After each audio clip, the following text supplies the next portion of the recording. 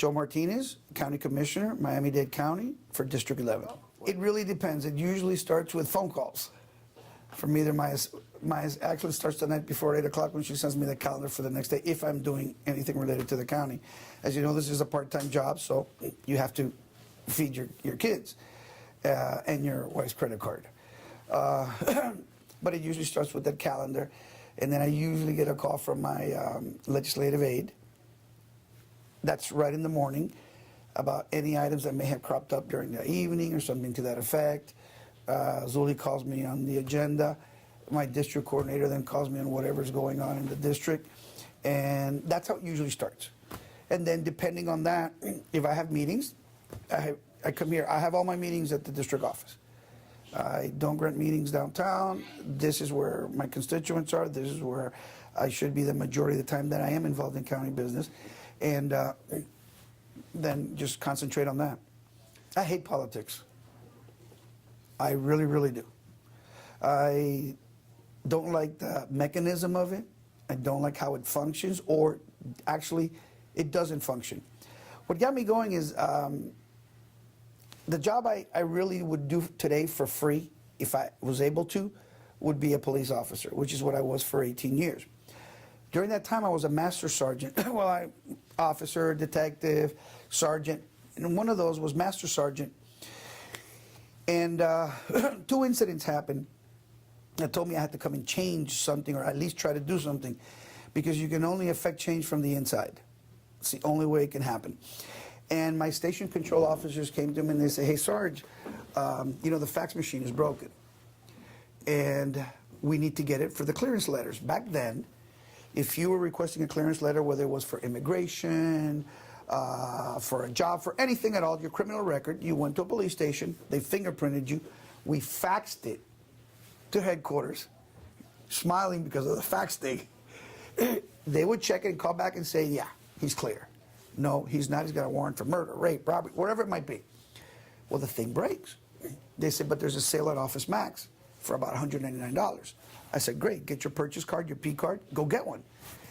They get there, the guy isn't a vendor. They call downtown. Lady says, "You have to register as a vendor." So we fill out the paperwork. They fill it out, $10. The guy's now a vendor. "Okay, he's a vendor. We're going to purchase the fax." "No, you can't."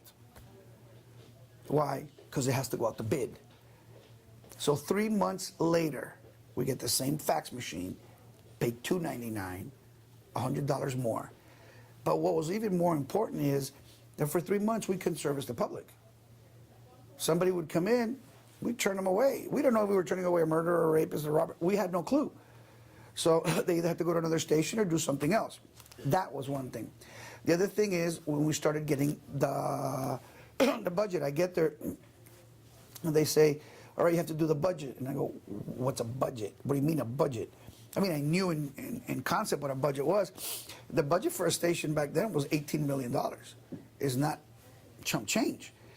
So I said, "Well, I don't know how to do this." They go, "Okay, go down the line," because it was all handwritten, "and add 10%. What do you mean add 10%? "Yeah, if we spent $100 in pens last year, this year we're going to spend 110. That is your budget." And I kept, okay. And I went and I did the budget. So it keeps going up. The only thing you don't concern yourself with is salaries and overtime. That is done downtown. Okay, no problem. So I did everything. Second year, still handwritten, but now I notice that we're spending money in some things that I wish I could change to something else that we really need. And so I talked to the major. The major says, no, just keep putting 10%. Third year, now we're getting a computer, the famous system back then. And I did notice that we were spending an inordinate amount of money on batteries. So I go to my new station control guys. I say, "Hey guys, what's up with this money on the batteries?"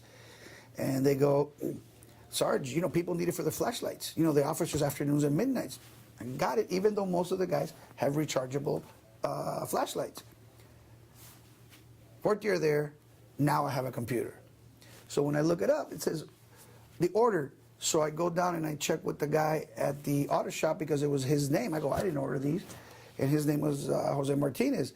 And I go, "Dude, what's up with these batteries that you're ordering for flashlights? You don't need that many." He goes, "Those aren't flashlight batteries.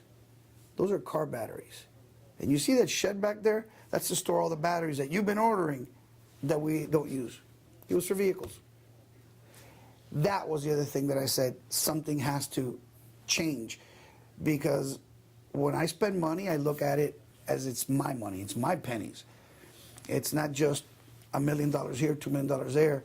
I look at it as this is our money.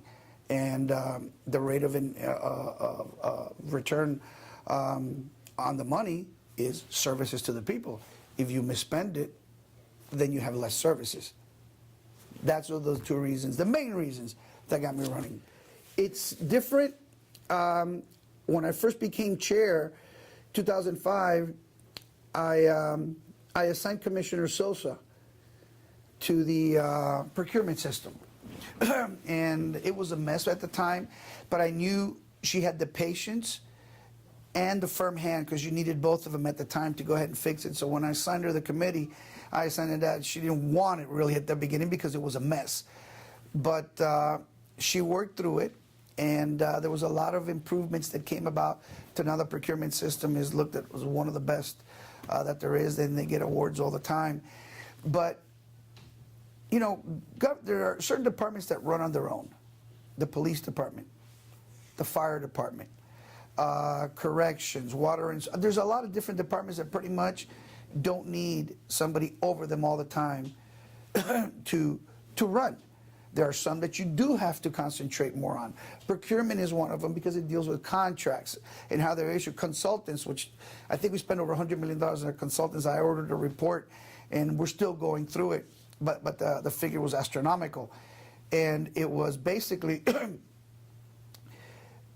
concentrating on those. But it's the type of leadership that changes. There are two types, and I learned this from an early age when I was in a boarding military school where I was raised. And there's either leaders or there's bosses. And a leader will pull the rope with you. A boss will stand behind and tell you what you did wrong. But if you get, especially in these departments that need more oversight than others, and you have a philosophy and you get them to buy into it, then it becomes our problem. Not, this is what I was told. This is how it's going to be done because it came from the top. It goes, this is a solution that we have. And I think that's one of the things that, in all organizations, not just county government, but in all organizations, I think that's the way that you can affect some change from within. You hear people complain about traffic. You don't hear them complain about transit, which is what the BCC and the TPO is concentrating on inordinate amount of times on transit. When the problem is traffic. But you guys drove down here today. I have to drive downtown. It may take me some days 30 minutes, 45 minutes, an hour and change. The other day I put my car in park because there was an accident. And I waited there. But I got there. If you don't have a place to live, you cannot fix that. It is very difficult. The housing prices are now going through the roof. Let's say you don't have a home. Those 5% loans, FHA and everything else, they're being phased out. They have been for years, they're going out. So you need 10%. The average price of a home out here, average price, is about $450,000, which means you need at least $45,000 in the bank for down payment. How many people really have that? Not many. So that one is a vicious cycle that keeps repeating itself, which is why you see a lot of kids staying at home with their parents as much as they can. And it seems to me like the only way they'd be able to afford a home, which is supposedly the American dream, or it was a long time ago, is to inherit it. Because it is getting harder and harder to be able to buy a home. $300,000 condo, you need 30 grand. And if the wages don't keep up, you cannot afford it. So to me, that is probably the biggest crisis we're facing. And not just here, there's a lot of cities throughout. But in Miami-Dade County, we're a service industry. So we have a lot of people who make money off of tips, which aren't reported.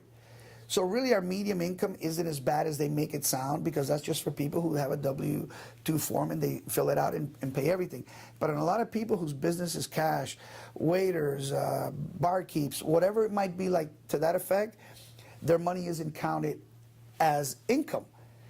Well, that's great for you. You have more money in your pocket, but that's bad for you for your credit when you do want to buy a house because now you don't make enough to do so. So it's a double-edged sword on that particular side. Because that is who we are. We're a service industry. We're a destination. Yes, I would like to have more manufacturing, different types of that, and we're moving towards that. We're moving towards that. I think, unfortunately, our own people, I don't know how you are in your family, but in my family, when we sit down and get together, we rag on each other. We drive a bus over everybody, but don't come from the outside and talk about our family.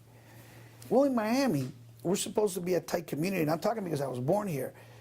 You know, we talk so bad about our own city, when if it was so bad, why do we get 100,000 people or something moving in every year? Why does everybody want to come down here? Why do we get 14 million visitors that want to come down and spend time here in Miami? So we got problems. Everybody has problems. But it's not as bad, but we exacerbate it and make it worse by knocking ourselves down.